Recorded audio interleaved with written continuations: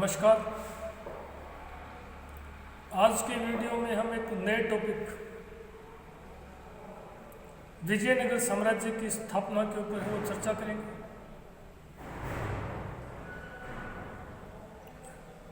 देखिए,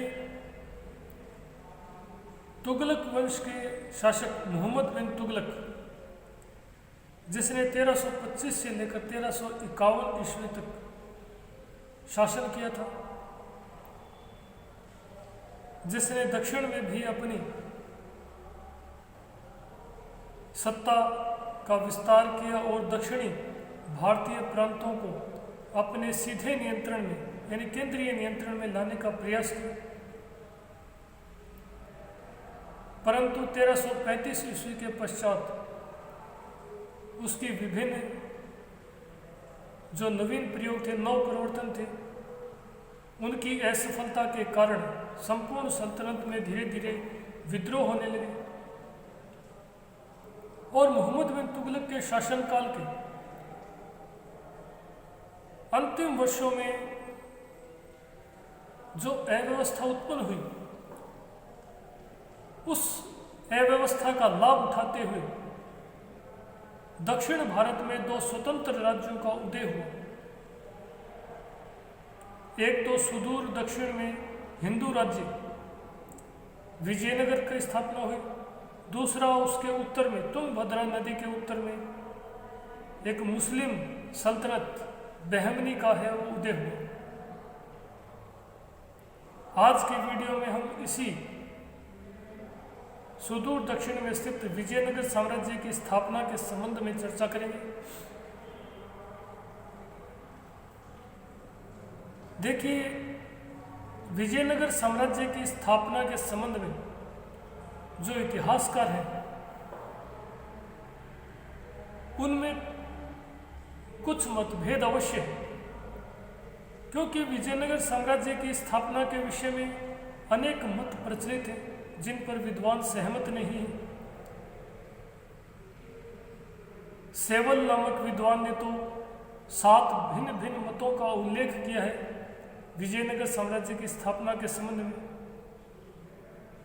कुछ के अनुसार विजयनगर साम्राज्य की स्थापना 1336 ईस्वी में हुई थी, जबकि कुछ इतिहासकारों के अनुसार विजयनगर साम्राज्य की जो स्थापना है वो 1346 ईस्वी में हुई थी। यद्यपि अधिकांश जो आधुनिक इतिहासकार हैं, उनके अनुसार विजयनगर साम्राज्य की स्थापना जो है वो 1336 ईस्वी में हरिहर और बुक्का नामक 2 भाइयों ने की थी। देखिए, हरिहर और बुक्का द्वारा विजयनगर साम्राज्य की स्थापना से पूर्व जो दक्षिण भारत की स्थिति थी उसको जान लेना है, वो अत्यंत आवश्यक होगा, क्योंकि दक्षिण भारत में इन हिंदू आंदोलनों का नेतृत्व करने वाले हरिहर और बुक्का ही नहीं थे। उनसे पूर्व मुसलमानों के विरुद्ध संघर्ष प्रारंभ हो चुका था दक्षिण भारत में, जिसने एक प्रकार से हिंदू शासकों को पुनः अपनी स्वाधीनता और स्वतंत्र सत्ता स्थापित करने के लिए प्रेरणा प्रदान की। देखिए, मोहम्मद बिन तुगलक के शासनकाल के अंतिम वर्षों में, या ऐसा कह सकते हैं कि 1335 ईस्वी के बाद संपूर्ण सल्तनत में जो समय समय पर जो विद्रोह हो रहे थे, उन विद्रोहों ने साथ ही साथ दक्षिण में जो माबर यानी कि जो मदुरा था, मदुरा सल्तनत की जो स्वतंत्रता थी, मदुरा सल्तनत की स्वतंत्रता ने दक्षिण के हिंदुओं को पुनः अपनी अधीनता, पुनः अपनी स्वाधीनता जो है, स्वतंत्रता स्थापित करने की एक प्रकार से प्रेरणा प्रदान की।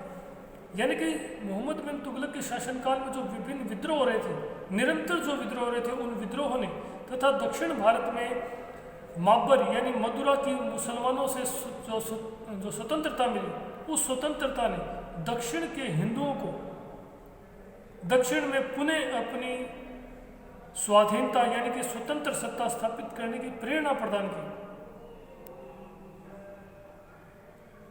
और इस दक्षिण में ये जो हिंदू विद्रोह थे, इन्हें प्रारंभ करने का श्रेय जो है वो सर्वप्रथम दक्षिण में तेलंगाना के एक हिंदू सामंत प्रोला नायक को दिया जाता है। प्रोला नायक को दिया जाता है, जिसके नेतृत्व में दक्षिण तेलंगाना के जो हिंदू सामंत थे, उन हिंदू सामंतों ने गोदावरी नदी के पूर्वी क्षेत्र में मुसलमानों को खदेड़कर अपनी स्वतंत्र सत्ता यानी अपना स्वतंत्र राज्य स्थापित किया। प्रोला नायक को निरंतर मुसलमानों के साथ संघर्ष करना पड़ा। प्रोला नायक के पश्चात उसके पुत्र कृष्णा नायक ने भी यह संघर्ष जारी रखा और कृष्णा नायक ने तेलंगाना का जो सूबेदार था मकबूल खान, तेलंगाना के सूबेदार मकबूल खान को तेलंगाना से खदेड़कर संपूर्ण तेलंगाना पर अपना अधिकार जमा लिया।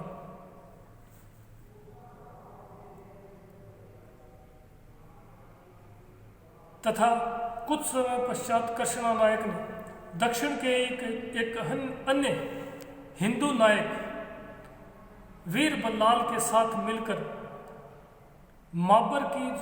माबर यानी मदुरा को ही, जब मदुरा पर तुगलक के काल में मुसलमानों का अधिकार हो गया था, तो मदुरा को माबर सल्तनत कहा जाने लगा था। और इसी कृष्णा नायक ने दक्षिण के एक अन्य हिंदू वीर बल्लाल के साथ मिलकर माबर की सल्तनत पर आक्रमण किया और माबर के वो अधिकांश क्षेत्र को जीतने में सफल रहे। उनके द्वारा जीते गए दक्षिण या जो माबर की जो सल्तनत के क्षेत्र थे, उन्हीं पर हिंदुओं के कांची साम्राज्य की पुनर्स्थापना हुई। उन्हीं से प्रेरणा लेकर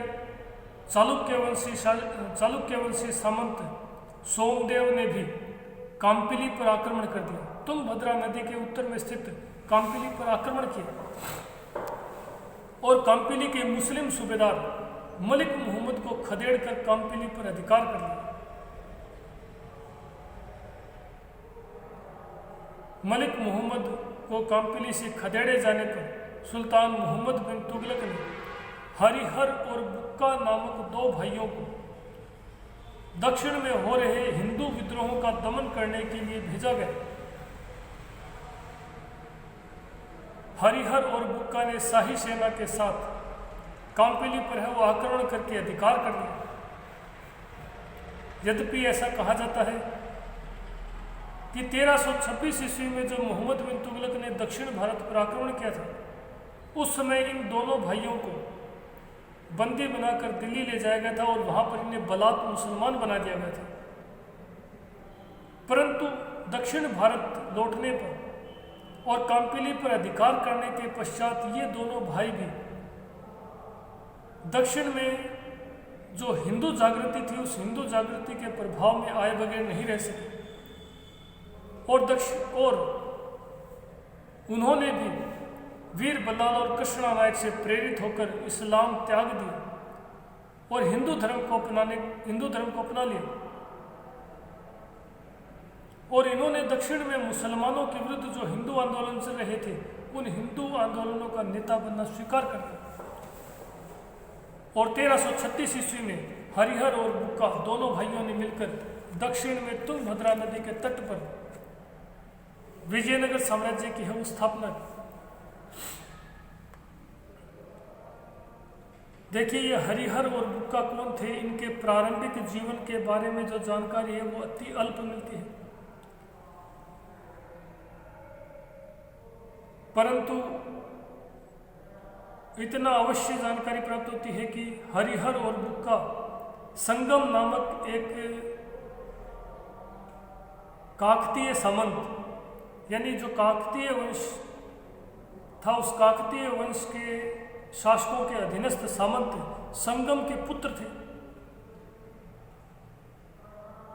और हरिहर और बुक्का ने अपने पिता संगम के नाम पर ही संगम वंश की स्थापना की थी। यद्यपि कुछ के अनुसार उन्होंने 1336 ईस्वी में विजयनगर साम्राज्य की स्थापना की, जबकि कुछ के अनुसार 1346 ईस्वी में। यद्यपि अधिकांश इतिहासकार जो है वो 1336 की तिथि को ही मानते हैं।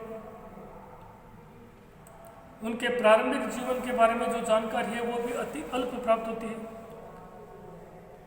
किंतु जो प्रमाणिक जानकारी मिलती है उसके अनुसार 1326 ईस्वी में जब मोहम्मद बिन तुगलक ने दक्षिण भारत पर आक्रमण किया था, उस दौरान मुस्लिम जो आक्रमणकारी थे उनके द्वारा हरिहर और बुक्का को पकड़कर दिल्ली ले जाया गया था, जहां इन्हें बलात् मुसलमान बनाया गया। और जब काम्पिली के तुगलक सूबेदार को दक्षिण से खदेड़ दिया गया, तो ऐसी स्थिति में मोहम्मद बिन तुगलक के द्वारा उन्हें रायचूर स्थित काम्पिली में शांति और व्यवस्था स्थापित करने के लिए शाही सेना के साथ भेजा गया। दक्षिण आने के बाद इन्होंने काम्पिली पर आधिपत्य स्थापित कर लिया और हिंदू आंदोलन के प्रभाव में आकर दोनों ने इस्लाम का त्याग कर दिया और हिंदू आंदोलनों का नेता बनना स्वीकार कर लिया। अन्य स्रोतों से ऐसी जानकारी प्राप्त होती है कि दक्षिण आने के पश्चात दोनों भाई जो हैं वो दक्षिण में हिंदू आंदोलनों के नेता शूरवीर कृष्णा नायक और वीर बल्लाल तृतीय के प्रभाव और उनके प्रोत्साहन से तथा साथ ही साथ दक्षिण के प्रसिद्ध हिंदू विद्वान और संत विद्यारण्य और उनके छोटे भाई जो कि वेदों के टीकाकार भी थे, सायणाचार्य के प्रभाव में आकर हिंदू धर्म को पुनर्ग्रहण किया और उन्हीं की प्रेरणा और प्रोत्साहन से 1336 ईस्वी में दोनों भाइयों ने दक्षिण में जो तुंगभद्रा नदी है उस तुंगभद्रा नदी के तट पर हम्पी हस्तिनावती राज्य की नींव रखी। कालांतर में उनके द्वारा इसी नदी के तट पर विद्यानगर नामक एक नया नगर बसाया गया, जो कालांतर में इतिहास में विजयनगर साम्राज्य के नाम से प्रसिद्ध हुआ। इस विजयनगर साम्राज्य पर 1565 ईस्वी में जो तालीकोटा में जो युद्ध लड़ा गया था, जिसने विजयनगर साम्राज्य के वैभव को समाप्त कर डाला। 1565 तक इस विजयनगर साम्राज्य पर कुल 3 प्रमुख वंशों के द्वारा शासन किया गया। सर्वप्रथम जो वंश हरिहर और बुक्का द्वारा स्थापित किया गया था उसे संगम वंश के नाम से जाना जाता है। संगम वंश के शासकों ने 1336 से लेकर 1485 ईस्वी तक शासन किया। संगम वंश के पश्चात सलू वंश के शासकों ने 1485 ईस्वी से लेकर 1505 ईस्वी तक और तत्पश्चात तलु वंश के शासकों ने 1506 ईस्वी से लेकर या 1505-6 ईस्वी से लेकर 1565 ईस्वी अर्थात तालीकोटा के युद्ध तक शासन किया। यद्यपि 1565 ईस्वी में तालीकोटा के युद्ध में बहमनी सल्तनत के विखंडित जो बरार, बीदर, गुलबर्गा जो प्रांत थे उनके शासकों मुस्लिम शासकों द्वारा एक संगठन बनाकर युद्ध लड़ा गया, जिसे राक्षस तांगड़ी का युद्ध या तालीकोटा का युद्ध के नाम से जानते हैं, जिसमें विजयनगर साम्राज्य बुरी तरह से पराजित हुआ और उसका वैभव पूर्णतः नष्ट हो गया।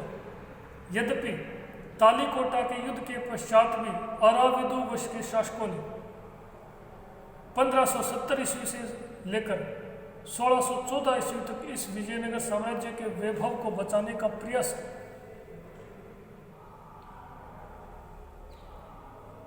अगले वीडियो में हम संगम वंश के प्रमुख शासकों और उनकी उपलब्धियों के ऊपर चर्चा करेंगे। धन्यवाद।